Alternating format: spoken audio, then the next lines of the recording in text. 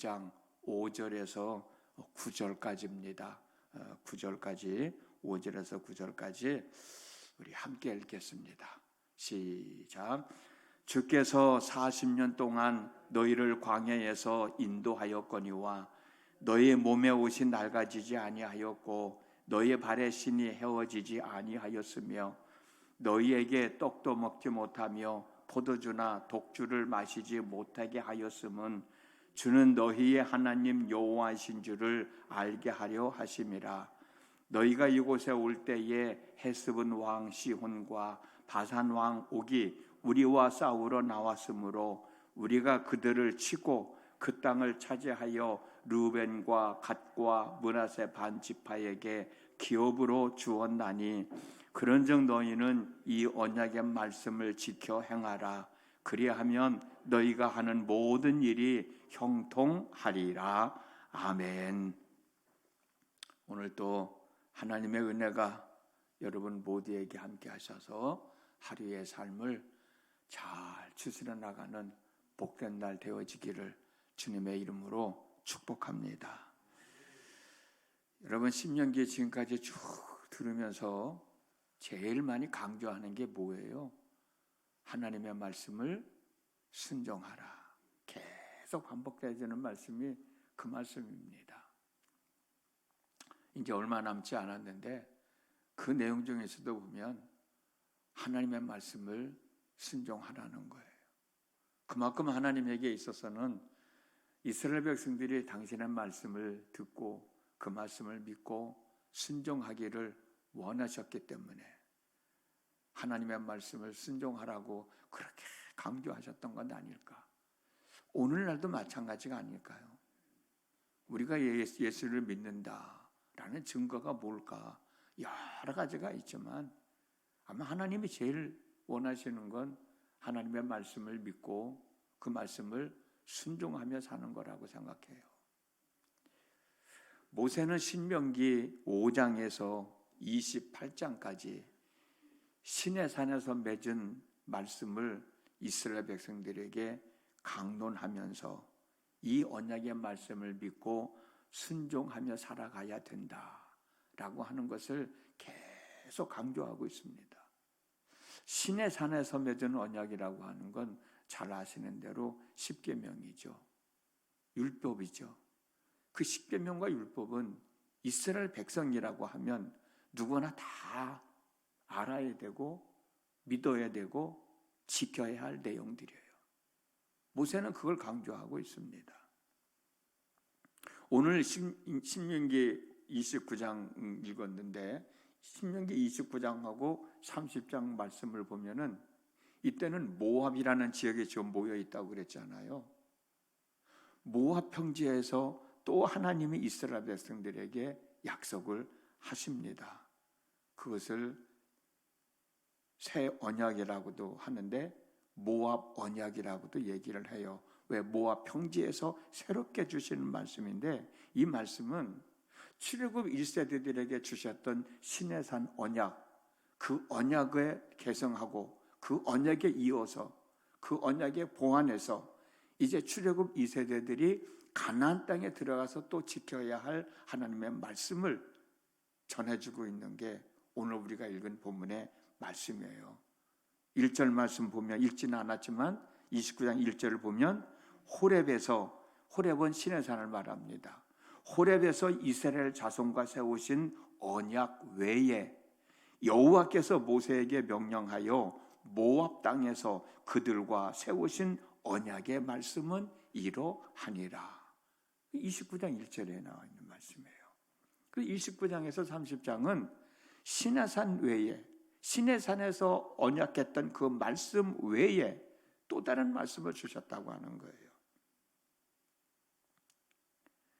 그래서 29장 30장은 출애굽 1세대들이 시내산에서 맺었던 언약에 덧붙여서 출애굽 2세대들, 지금 모압 평지에 있는 출애굽 2세대들이 믿고 순종해야 할 말씀들인데 그 말씀은 역시 하나님의 말씀을 순종하라는 내용이거든요.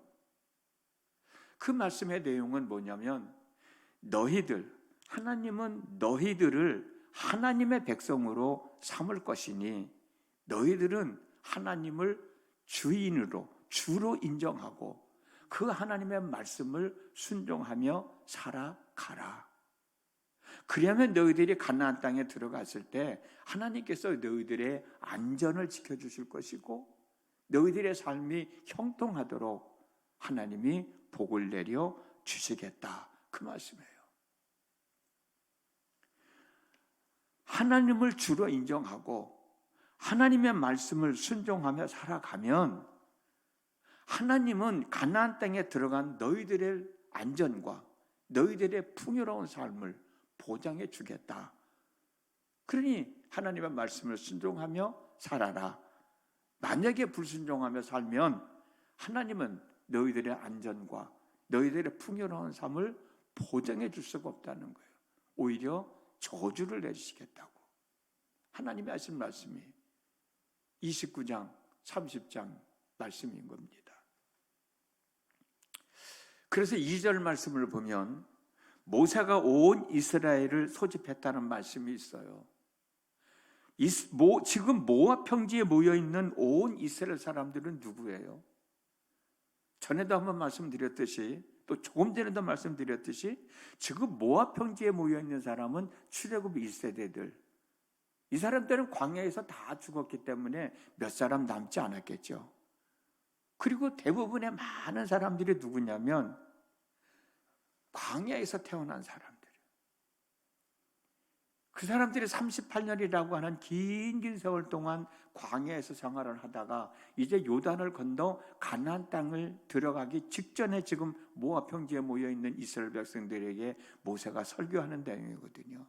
그래서 지금 모압 평지에 모여 있는 사람들은 출애굽 1세대들 몇 명 되지 않지만 그리고 광야에서 태어나 가지고 자라난 출애굽 2세대들이요.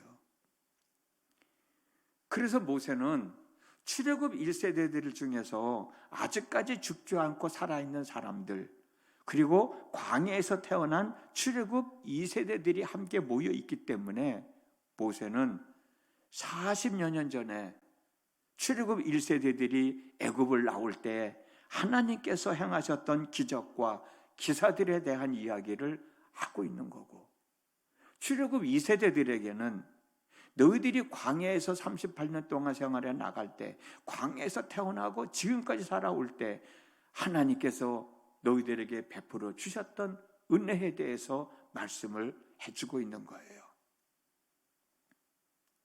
출애굽 1세대들을 향해서 하신 말씀은 하나님께서 애굽의 바로를 제압해 주시고 은혜를 베풀어 주시고 그리고 너희들을 애굽에서 나올 수 있게 해 주었는데 하나님은 이스라엘 백성들에게 자기들이 입었던 은혜를 깨닫는 마음과 보는 눈과 듣는 귀를 허락해 주지 않았다. 그렇게 말씀하고 있어요. 2절 4절 말씀 읽어드릴게요. 모세가 온 이스라엘을 소집하고 그들에게 이르되 여호와께서 애굽 땅에서 너희의 목전에 바로와 그의 모든 신하와 그의 온 땅에 행하신 모든 일을 너희가 보았나니 곧 그 큰 시험과 이적과 큰 기사를 내 눈으로 보았느니라. 그러나 깨닫는 마음과 보는 눈과 듣는 귀는 오늘 여호와께서 너희에게 주지 아니하셨느니라. 그렇게 기록되어 있어요.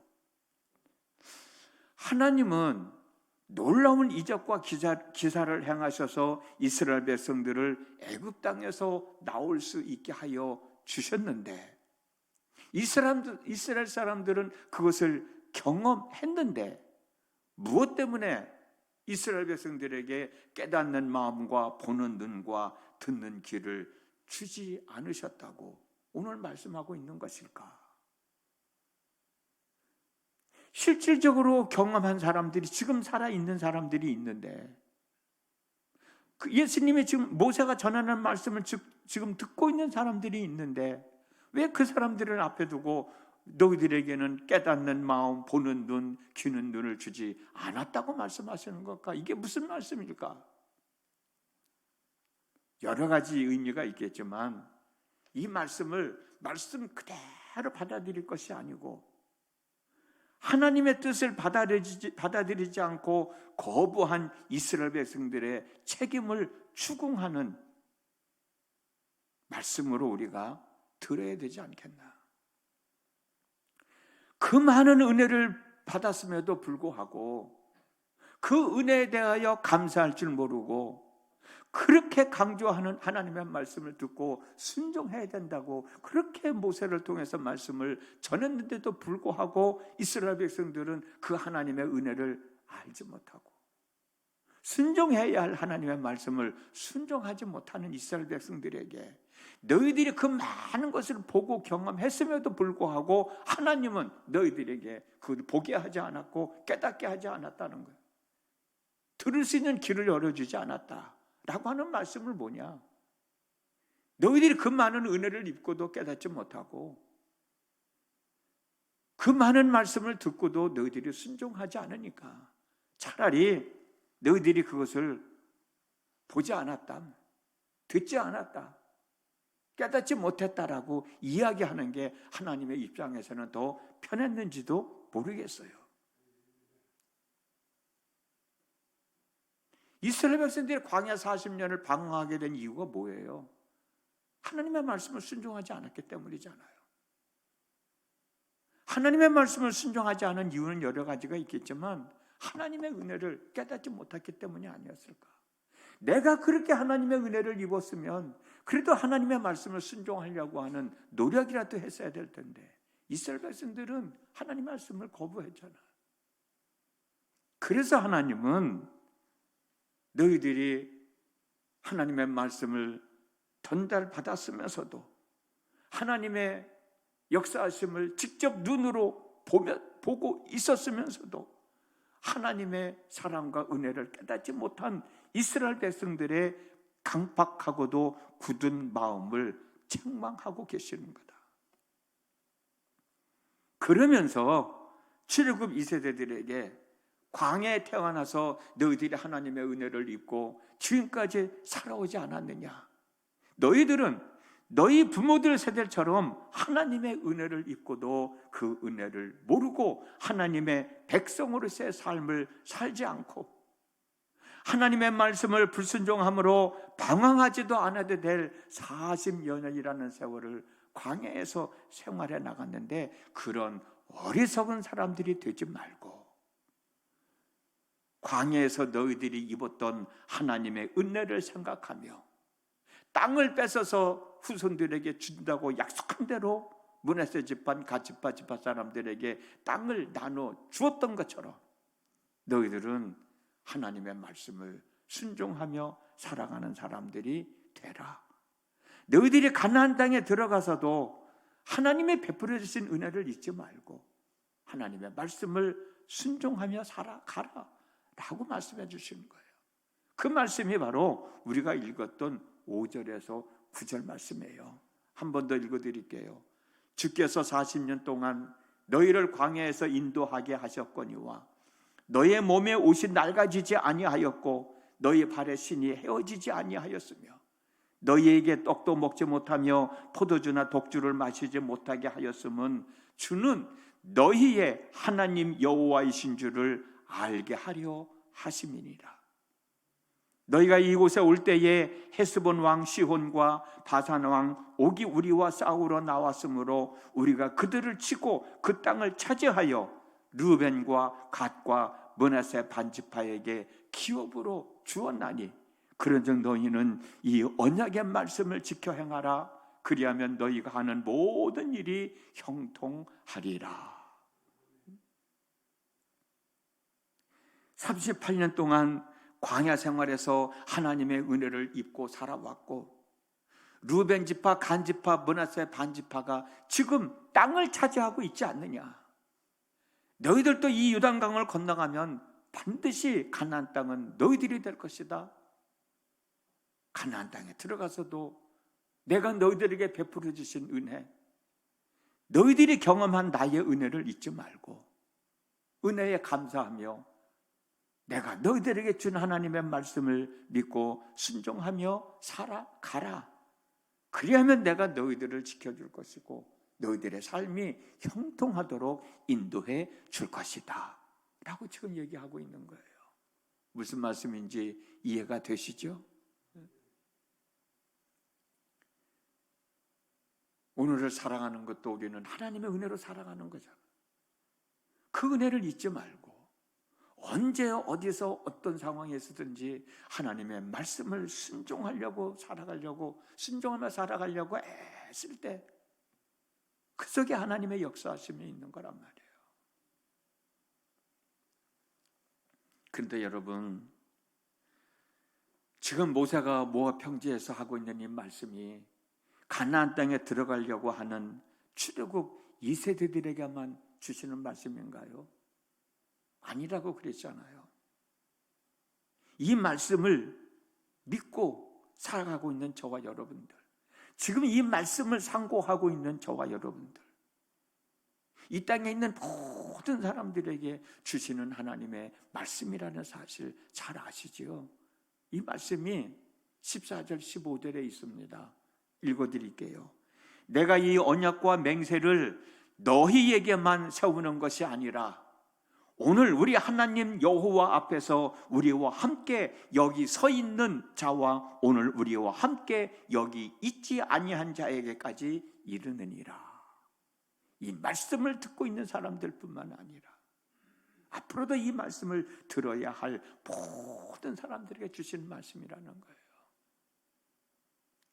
이 말씀을 하신 저는 오래전에 한 말씀이지만 지금 이 말씀을 나누고 있는 저와 여러분들에게 주신 말씀이라는 거예요. 저와 여러분들이 오늘 하루의 삶을 살아갈 때도 내게 베풀어 주신 하나님의 은혜를 잊지 말고 그 은혜에 대해서 감사하자. 내가 힘들고 어려운 일이 있더라도 그때 하나님께서 은혜를 베풀어 주셨는데 내가 그걸 잘 극복하고 여기까지 오지 않았냐? 이 상황에서도 하나님은 내게 은혜를 베풀어 주실 거야. 그 믿음 갖고 살아가는 거예요. 그 믿음 가지고 내가 해야 할 일은 그래, 어떤 상황에서도 하나님의 말씀 앞에 부끄럽지 않게 순종하며 살아가자. 그 마음 갖고 살라는 거예요. 내가 지금 이 말씀을 순종하는 것보다 이렇게 살면 이 문제가 해결될 것 같은데, 내가 큰 복을 받을 것 같은데, 그럴 상황이라 할지라도 하나님의 은혜를 생각하고 말씀 앞에 서는, 말씀을 순종하는 삶을 살아가라는 거예요.